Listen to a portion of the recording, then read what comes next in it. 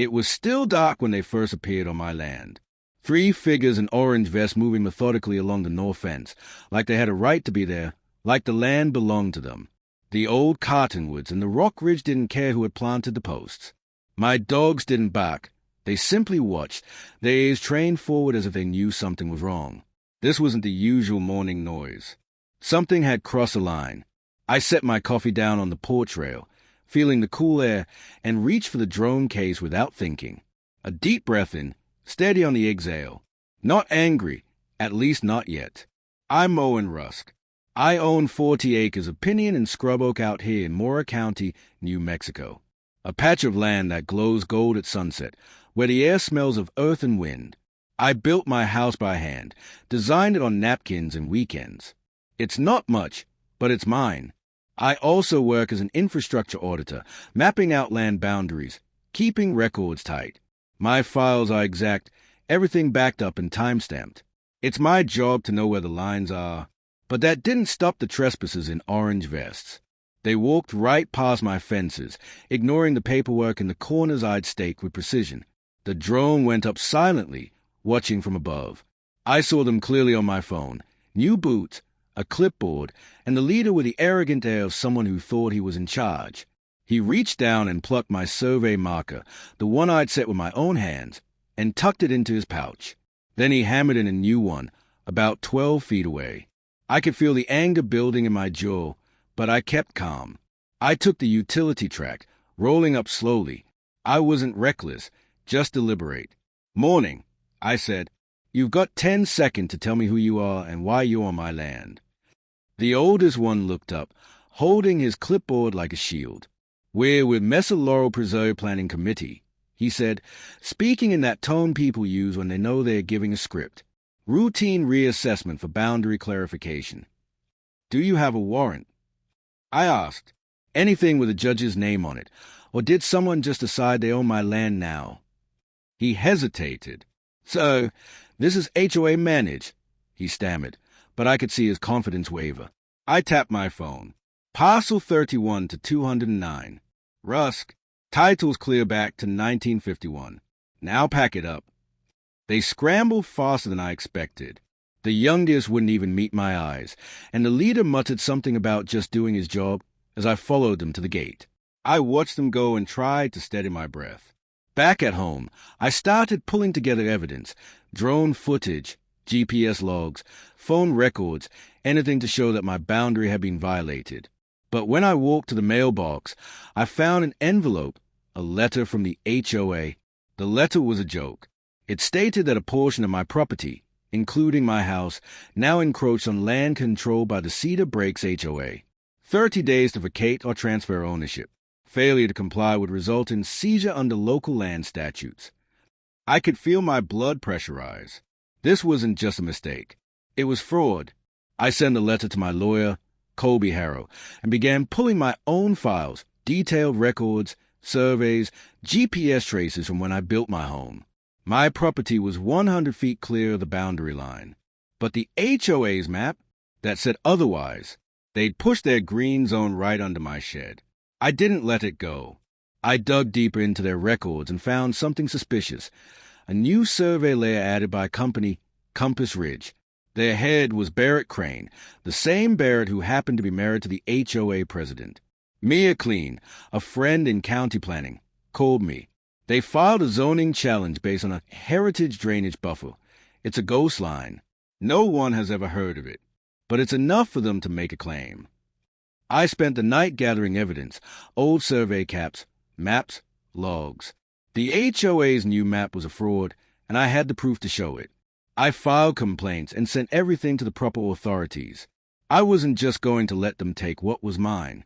The next day, another letter arrived, this one from Cedar Breaks, along with a brochure showcasing a new walking trail that conveniently ran right through my shed.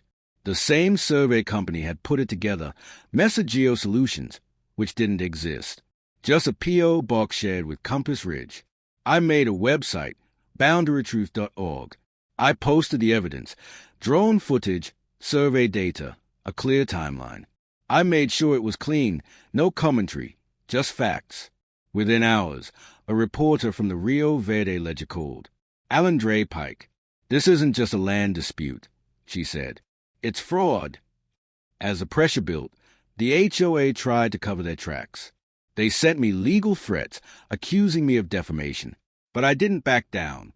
I posted everything. The emails, the meeting minutes, the fraudulent documents. Then, just after midnight, a barricade appeared at the end of my drive. A sign saying temporary access control, cedar brakes maintenance. Deputy Sosa, who'd come to help, looked at the sign in disbelief. You want me to call a tow? He asked. I smiled. No, just leave it. Let them know I'm watching. The next morning, I found a video posted to a local Facebook group.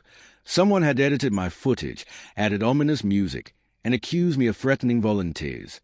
It was a lie, but I had something they didn't. The truth, and I wasn't done yet. I uploaded the full video with the original audio, titled, Watch My Volunteers Casually Move My Survey Markers. Since the drone footage was captured legally, well over 400 feet up on a sunny day, perfect for carrying sound, I added a small but significant detail. It was Barrett and DeLea in their backyard. The HOA's official seal on the fence. Barrett sipping wine, while DeLea paced in circles, speaking loud enough to hear. Once we get the stormwater exemption pulled, he'll fold. That clip spread like wildfire. Even people who preferred neat and orderly boards were uncomfortable watching the sausage being made. Days later, a man in a baseball cap asked to meet me at a gas station on 518, where the coffee still tastes like it remembers the first brew. I'm Peter Lamb, he said, introducing himself as the HOA treasurer. I didn't know how deep this went, he confessed, the kind of thing people say when they only know enough to lose sleep. He handed me a flash drive. Inside were drafts, invoices, and a folder labeled Phase 2, Leverage, with a table detailing my permits, vulnerabilities, and potential ways to exploit them, noise complaints, septic issues, anything that could be used against me. This wasn't about landlines in the mall. It was about a slow bleed. Colby filed a massive packet with the state attorney general, a formal complaint laden with terms like conspiracy, tampering, and abuse of authority. BoundaryTruth.org, once my personal log, became the rallying cry for neighbors. Rita Valdez, 3 cul-de-sacs down, reported how the crew had remeasured her lot and pressured her to sign a 15-foot buffer correction. A retired planner named Evelyn Shaw revealed she'd voted to expand a greenway after receiving updated maps. DeLea called it clerical. Soon, people emerged from their beige homes, blinking, angry. We built a network, a chain of stories, and eventually a chain of plaintiffs. The court day felt surreal. I wore my only suit, the one that makes me stand straighter. The county courtroom smelled of age, with older than me, and the flag made me think of my dad. DeLea looked like she was hosting an open house. Barrett seemed like a man who still believed in a golf game before noon. The judge was a quiet type, one who listened so intently you can feel it. Colby didn't waste time with theatrics. He laid out the timeline. This is not a neighborly misunderstanding, he stated firmly. This is a deliberate campaign to fabricate jurisdiction and seize private property through document manipulation and misuse of legal processes.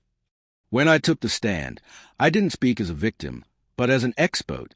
I clicked through data, drone footage showing a new cap placed 12 feet west, GNSS overlays lighting up the courtroom like a weather map, metadata tied to Compass Ridge license, draft meeting minutes marked not for public release, and the clip of DeLea discussing how the paper would beat the drone. Their lawyer tried to challenge the evidence, questioning angles and editing, but Colby walked him through FAA regulations and chain of custody. Then he dropped the bomb, 3 letters from licensed surveyors who'd reviewed my records. Peter Lamb took the stand, his voice shaking as he read from the Phase 2, Leverage folder. When he reached the section about engineer noncompliance, the courtroom went quiet.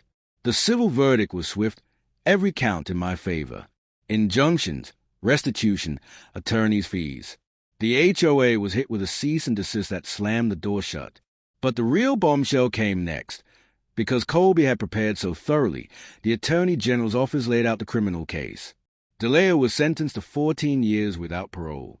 Barrett lost his license, his firm, and the luxury of sipping wine on Tuesday afternoons. The county announced an audit of every boundary Compass Ridge had touched over the last 5 years.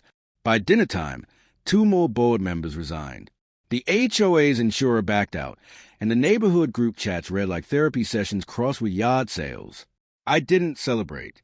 Instead, I drove home, past the spot where the barricade had once stood like a threat, past the oak tree that had witnessed 3 middle-aged men acting like teenagers.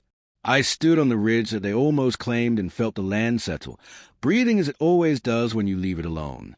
A month later, a real survey crew came, official, licensed, with clipboards that don't lie. They flew their drone, placed their caps, double-checked my corners. The new county map scrubbed out every fake boundary. Cedar Breaks declared bankruptcy. Lawyers and PR firms proved too costly for HOA dues. At the county auction for the land they tried to seize, I bought 7 acres. Not to build, just to mark something in a language boards understand. I carved a sign from cedar, black iron letters visible from the road. Freehold Ridge. No HOA. No exceptions. People stop to take pictures. Sometimes they honk. Evelyn Shaw, the planner who admitted I was right, sent me a bottle of small batch bourbon with a note as big as a postcard. Thank you for reminding us that property means something. She also included a bumper sticker that made me laugh. Drone paper. That summer, we held a cookout. No sign-up sheet. Just brisket, potato salad for an army, and music from a speaker stuffed in a mason jar. Rita Valdez brought a pinata shaped suspiciously like the layer in a blazer. When it burst, citation slips and tiny tape measures rained down on the grass. I set up a small drone course by the cottonwoods and let the kids fly figure eights. One of them asked if drones were like eagles. I told him, no, eagles answer to no one. Drones write things down, so people who lie have to stand still for a minute. I wish I could say that was the end, but we both know it's not. There are places where boards serve a purpose, bringing order to a chaotic world. But some boards think authority is ownership, that the air above their heads is something they can control. I'm not here to abolish anything, just to remove the boldness that exists on letterhead but dies in court. The truth I learned through boots and gravel is this. Your paperwork may be a fence when you're tired, but it's not a sword. The sword is community, the neighbors who show up with receipts, the deputy who says, leave it for evidence, the treasurer who remembers what's right, the reporter who knows the difference between drama and harm. There's at least one of you watching right now with a cream envelope on your counter and a knot in your chest you can't seem to shake. Tell me where you're watching from and what line is being moved on your map. Drop it in the comments. Let's talk. The messy, honest conversation where we figure out where paper ends and land begins. Hit subscribe if you want more of these real stories, not because I won, but because someone, somewhere will try this again with a different seal, a better printer. If you're in the middle of one of these fights, remember, you're not crazy, you're not alone. The land remembers, even when the board forget. Keep your records. Be patient. And when the day comes to stand in that room, tell the story as it happened. Slowly, steady, let the truth breathe.